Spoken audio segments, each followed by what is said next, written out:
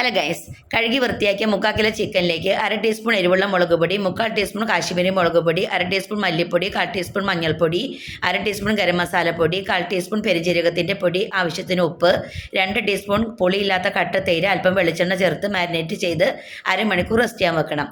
3 സവാള നേർത്തതായിട്ട് അരിഞ്ഞ് വെളിച്ചെണ്ണയിലേക്ക് കുറേശ്ശെയായി ചേർത്ത് കൊടുത്ത് ഗോൾഡൻ കളറിൽ വറുത്തും കോരി മാറ്റണം. ഇനി അതേ എണ്ണയിലേക്ക് തന്നെ ഇഞ്ചി വെളുത്തുള്ളി പേസ്റ്റും ചേർത്തിട്ട് മാരിനേറ്റ് ചെയ്ത ചിക്കൻ ചേർത്ത് മൂടി വെച്ച് വേവിച്ചെടുക്കണം.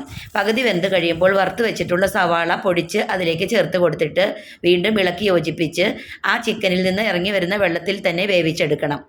വേറെ വെള്ളം ചേർത്ത് കൊടുക്കേണ്ടതില്ല കേട്ടോ.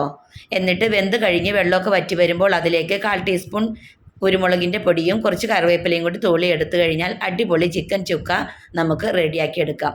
അപ്പോൾ എല്ലാവരും ട്രൈ ചെയ്ത് നോക്കണേ. പുതിയൊരു വീഡിയോയുമായിട്ട് വരുന്നത് വരേക്കും ബായ്.